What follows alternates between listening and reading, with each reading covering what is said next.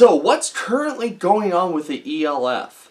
The European League of Football was once seen as the future of American football in Europe, but now that dream is cracking. The league is now facing its toughest task yet, with financial instability, leadership resignations, and entire franchises preparing to walk away. What started as a bold project to unite European football is now turning into a story of turmoil and division. With top executives stepping down, major teams forming a breakaway rival league, and sponsors questioning their involvement, the ELF's very survival is in question. This isn't just about one season, it's about whether professional football in Europe can remain united, or if the sport is heading toward a major split that will change everything in 2026 and beyond. So what's the future? Not just for the ELF, but for the sport in Europe. The ELF is facing its biggest leadership crisis yet. Commissioner Patrick Assume, the co-founder and face of the league, will step down after the championship, joined by sports director Andreas Nommensen and head of operations Frank Wendorf. All cited irreconcilable differences with managing director Zeljko Karajica.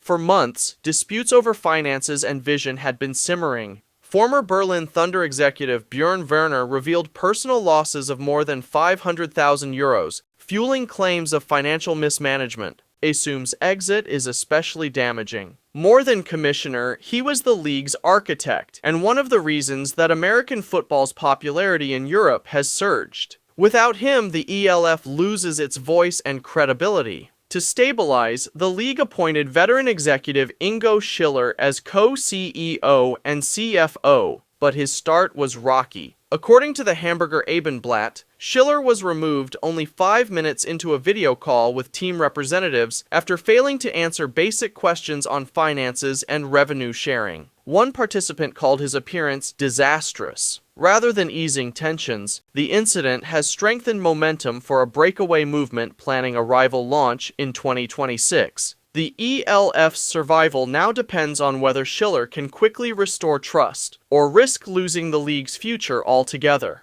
American football is back, and my partner Underdog wants to make it a lot more exciting. Join the millions of fans who played on Underdog last year. With their Pick'em game, you could win money by making sports picks. It's time to turn those takes into cash by going higher or lower on players' stats like touchdowns, receiving yards, interceptions, and much more. Make entries of all NFL picks or mix and match across your other favorite sports. You could win up to 5,000 times your money. Underdog is available in 30+ states, including California, Florida, Texas, and even Canada. Play just $5 and get $50 in bonus funds when you sign up with code SPORTSTOGATOR. Currently, frustration with the league has reached a boiling point. Teams say they're losing hundreds of thousands of euros each season, with little clarity on where central revenues from sponsorships or TV deals actually go. Payments are often delayed, leaving franchises to shoulder most operating costs on their own. Owners also point to favoritism, claiming some clubs with ties to league leadership receive more support, while others are left struggling.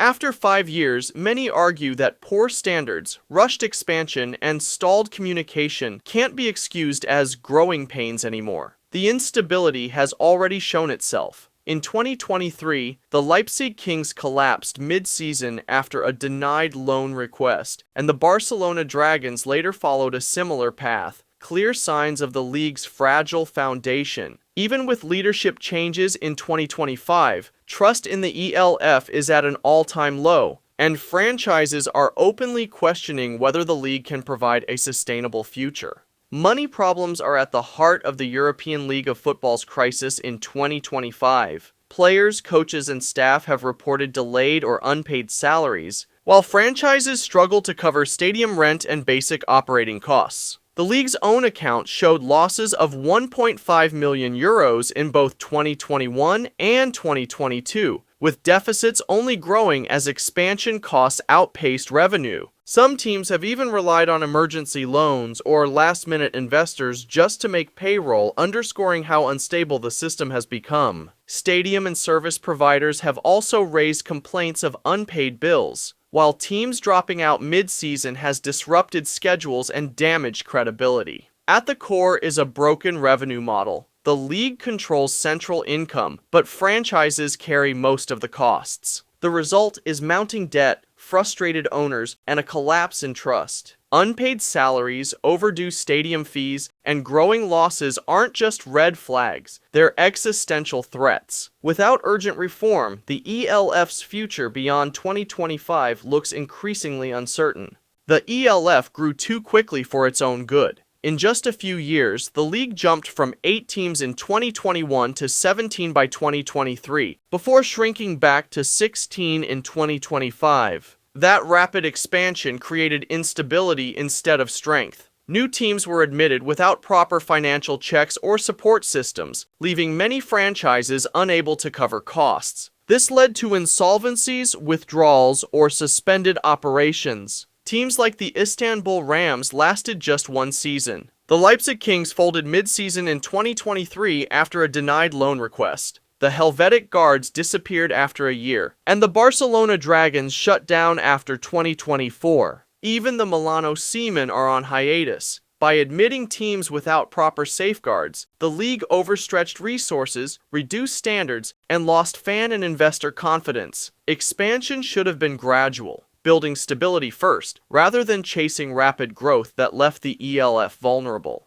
In 2025, the ELF is facing one of its biggest on-field problems yet, a decline in the quality of play, highlighted by an overwhelming number of blowouts. Across the 14-week season, there were 59 blowout games compared to just 37 close games, meaning nearly 60% of all matchups ended in lopsided results. Even though the playoffs fared better, with 4 out of 5 games being competitive, regular season blowouts by margins of 40 to 77 points became far too common. The worst came in Week 13, when the Paris Musketeers demolished the Helvetic Mercenaries 77-0, which was the most one-sided score of the season. The causes are clear. Rapid expansion spread league resources too thin. Financial inequality forced smaller teams to rely on inexperienced local players, and the ELF offered little in terms of league-wide player development or parity support. The gap between the haves and have-nots left many fans frustrated, with critics labeling some games unwatchable. Blowouts have become one of the ELF's biggest weaknesses, threatening the league's long-term appeal. For neutral fans, sitting through 60 minutes of a game that's over by halftime is already proving to be a major turnoff. Attendance in 2025 dipped from previous years but still showed strong support. The league drew 300,669 fans in the regular season, averaging 23,128 per week, plus 52,801 in the playoffs, for a grand total of 353,470. That's down from 475,472 in 2024 and 423,600 in 2023, yet well above the league's early seasons. Some clubs continued to grow, like the Madrid Bravos led with a 125.8% increase, while the Galaxy, Vikings, Raiders, Mercenaries, and the Lions also rose. The Berlin Thunder suffered the worst decline at negative 81.4% due to stadium issues and poor performance. Despite a 10.4% drop, the Rhine Fire again led the league with 61,229 fans. Overall, 2025 showed challenges, but also resilience, with certain franchises proving the sport's lasting growth potential in Europe. Well, with all that happening, a new league was born out of frustration with the European League of Football. In July of 2025, 8 franchises, the Frankfurt Galaxy, Rhine Fire, Madrid Bravos, Paris Musketeers, Tyrol Raiders, Vienna Vikings, Prague Lions, and the Wrocław Panthers, formally created the European Football Alliance. Soon after, the Nordic Storm, Berlin Thunder, and the Stuttgart Surge all joined, bringing the total to at least 11 teams. This was more than a protest, it was a split. Teams were tired of unpaid salaries, unstable stadium deals, and blowout-heavy seasons. Trust in ELF leadership has collapsed. The EFA promised transparency, equal decision-making, and fair revenue sharing. Instead of top-down control, teams would finally have a voice and a path to stability and better competition. Now there are two rival paths, ELF pushing risky expansion despite financial chaos, and the EFA focusing on careful growth, shared governance, and community ties. The EFA's creation marked a turning point, born out of frustration, but aiming to build a sustainable future for football in Europe. With the EFA now officially established, the question turns to exactly which teams left the ELF and which stayed behind. 11 of the league's top franchises decided to join the EFA, breaking away after years of frustration with the ELF's financial struggles, lack of transparency, and unstable leadership. The founding members included the Frankfurt Galaxy, Rhine Fire, Madrid Bravos, Paris Musketeers, Tyrol Raiders, Vienna Vikings, Prague Lions, and the Nordic Storm, with the Berlin Thunder and Stuttgart Surge joining soon after. That leaves just a few teams still in the ELF: the Hamburg Sea Devils, Munich Ravens, Cologne Centurions, and the Helvetic Mercenaries. The Fehérvár Enthroners have officially left the ELF and will be joining the Austrian American Football League for the 2026 season, making them no longer part of either league. With so many of its strongest franchises gone, the ELF faces an uncertain future, while the EFA positions itself to become the new center of European American football. These two leagues now represent very different visions for American football in Europe, with contrasting approaches to governance, finances, team autonomy, and league control. The EFA, inspired by the NFL, gives teams substantial say in league decisions. Clubs hold voting rights, influence strategy, and operate autonomously over budgets, player acquisitions, and branding while cooperating on league standards. Financial transparency and fair revenue sharing ensure income, like sponsorship and media deals, is distributed equitably. Strong ties with fans and local communities support sustainable, engagement-driven growth. The ELF, by contrast, is centralized and top-down, with limited franchise influence. Opaque finances, delayed payments, rapid expansion, and leadership instability have fueled distrust and competitive imbalance. The split highlights a core difference: team-focused collaboration versus management-driven control, shaping the future of American football in Europe.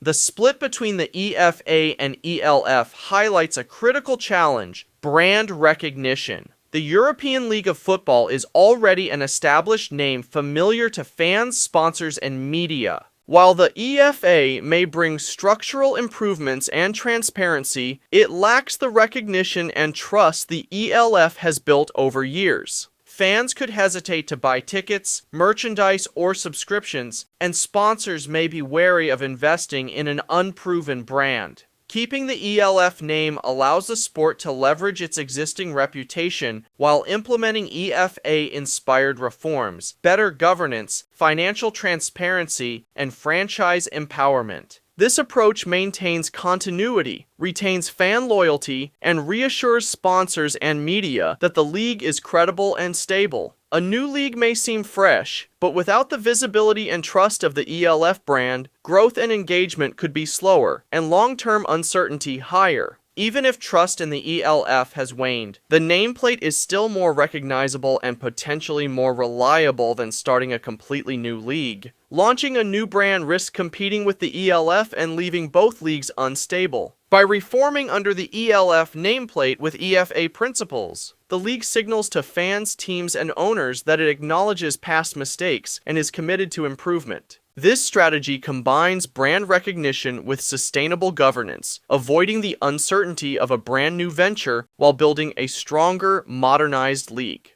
The future of European American football is at a crossroads. The ELF faces franchise defections, leadership turnover, financial uncertainty, and declining trust, while the EFA offers a franchise-driven alternative. Abandoning the ELF risks losing its brand recognition, fan loyalty, and sponsor confidence, and if the leagues compete instead of cooperating, both could fail. With new CEOs, commissioners, executives, and effective leadership, potentially with NFL experience, the ELF could stabilize finances, improve operations, and elevate the sport across Europe. Partnerships or investments from the NFL could further ensure long-term stability. transparency, fair revenue sharing, and better competitive balance could help rebuild trust with fans and sponsors. Fans hold the key. Many follow their teams to the EFA, but legacy ELF supporters value the established brand. The league's survival depends on meaningful reform, collaboration, and delivering a credible, engaging product. Failure risks fragmentation and the disappearance of professional American football in Europe. The next moves by leadership, franchises, and fans will determine whether European football thrives or fades. The stakes are at an all-time high.